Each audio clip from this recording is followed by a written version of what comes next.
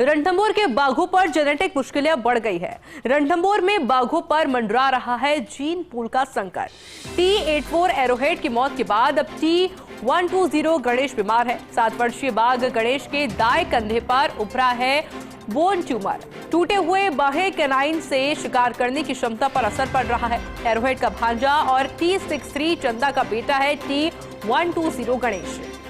रणथंभौर के 80% बाघ एक ही जीन पूल T16 मछली से इनब्रीडिंग से बाघों में बढ़ रहे हैं बोन ट्यूमर के मामले।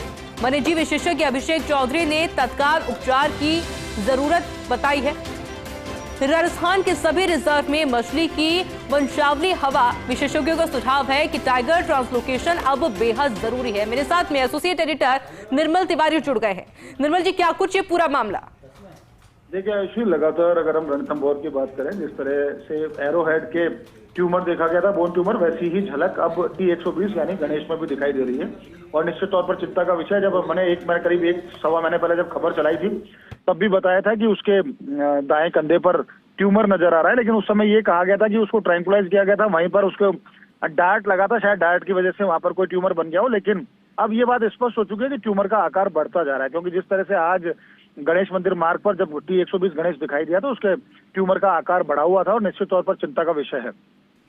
देखिए आयुष, इसको इस रूप में समझना पड़ेगा कि T84 जब एरोहेड की मौत हुई तो उसके बोन ट्यूमर था, और 7 वर्षीय गणेश की बात करें तो उसके दाएं कंधे पर भी जो बोन ट्यूमर है उसको वो बड़ा होता जा रहा है, और उसका एक क्योंकि बायां कैनाइन भी उसका टूटा हुआ है तो शिकार में भी उसको दिक्कत आ रही है।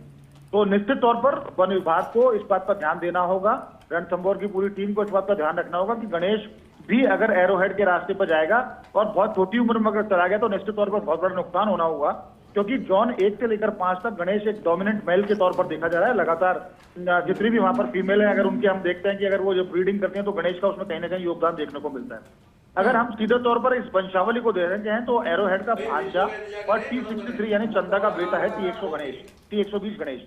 रणथंभौर के जो 80% बाघ हैं वो चूंकि T16 मछली के जीन पूल के हैं तो निश्चित तौर पर इन ब्रीडिंग की समस्या में बढ़ती जा रही है। अभिषेक चौधरी से भी हमारी बात हुई, उनका भी कहना था कि इन ब्रीडिंग की समस्या से निजात पाने के लिए बहुत ज्यादा जरूरी है कि वहां पर इंटर स्टेट ट्रांसलोकेशन किया जाए, मध्य प्रदेश से और महाराष्ट्र से वहां पर बाघ लाए जाए, ताकि वहां पर इन ब्रीडिंग की समस्या से निजात पे जीन पूल यानी बहुत जरूरी है कि बहुत जल्द इस पर एक्शन लिया जाए। देखना होगा कि क्या कुछ एक्शन लिया जाता है, वन विभाग क्या कदम आगे उठाता है। बहुत शुक्रिया निर्मल जी आपकी तमाम जानकारी के लिए।